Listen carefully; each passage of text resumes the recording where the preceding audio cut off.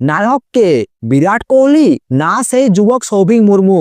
ভারত ও দক্ষিণ আফ্রিকার ম্যাচে মাঠে ঢুকে কোহলির পা জড়িয়ে ধরেছিলেন 20 বছরের এই কলেজ ছাত্র। আর সেই ঘটনার জেরে এখন সে রাঁচি পুলিশের হেফাজতে। ছেলেকে আনতে আরামবাগ থেকে দৌড়াচ্ছেন বাবা সমর মুর্মু। আজকের ভিডিওতে আমরা তুলে ধরব আসলে মাঠের ভিতর কি ঘটনা ঘটেছিল, আসলে কি ঘটেছিল মাঠে, কেন এমন করলো সৌভিক, এখন কি অবস্থায় সে, তার বাবা মা কি বলছেন, রাঁচি পুলিশের পক্ষ থেকে কি জানানো হয়েছে। তাহলে চলুন শুরু করা যাক। রবিবার ভারত ও দক্ষিণ আফ্রিকার ম্যাচ চলছে।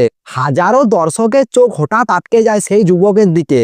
সে নিরাপত্তা ভেঙে সরাসরি মাঠে প্রবেশ করেন, দৌড়ে গিয়ে বিরাট কোহলির কাছে পৌঁছয় এবং মুহূর্তেই তার পা জড়িয়ে ধরেন। স্টেডিয়ামে হইচই, নিরাপত্তা রক্ষীরা ছুটে আসেন আর কয়েক সেকেন্ডের মধ্যে যুবককে স্টেডিয়াম থেকে বার করে নিয়ে যায় পুলিশ। সেই যুবকেই আরামবাগের সৌভিক মুর্মু।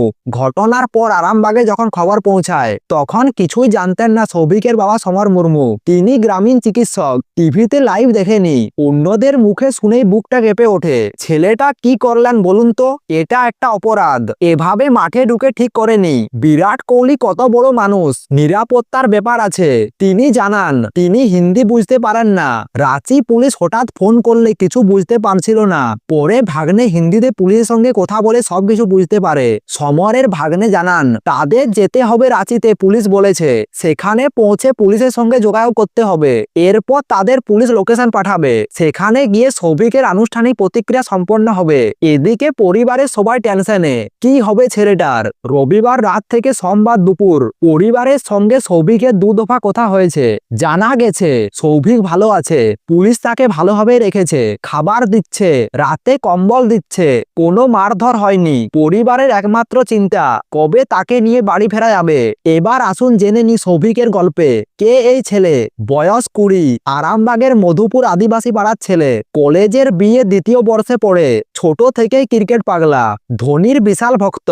গত বছর 18 দিন ধরে সাইকেল চালিয়ে চেন্নাই গিয়েছিল শুধুমাত্র ধোনির সঙ্গে দেখা করতে। এখন আবার কোহলির ভক্ত হয়েছে। পরিবার নিম্নবিত্ত। সমর মুর্মু বলেন এমনি খারাপ অভ্যাস কিছু নেই, তবে কলেজ ওঠার পর থেকে একটু নিয়ন্ত্রণের বাইরে গেছে। খুব খেলা দেখার নেশা। ঘটনার পর সমর মুর্মু আর দেরি করেননি। 4 জন মিলে রওনা হয়েছে রাঁচির উদ্দেশ্যে। সমর মুর্মু, তার শালা, ভাগ্নে ও ভাগ্নে বউ। হিন্দিতে কথা বলতে সমস্যা হবে বলে তাদের সঙ্গে ভাগ্নেকে নিয়েছে।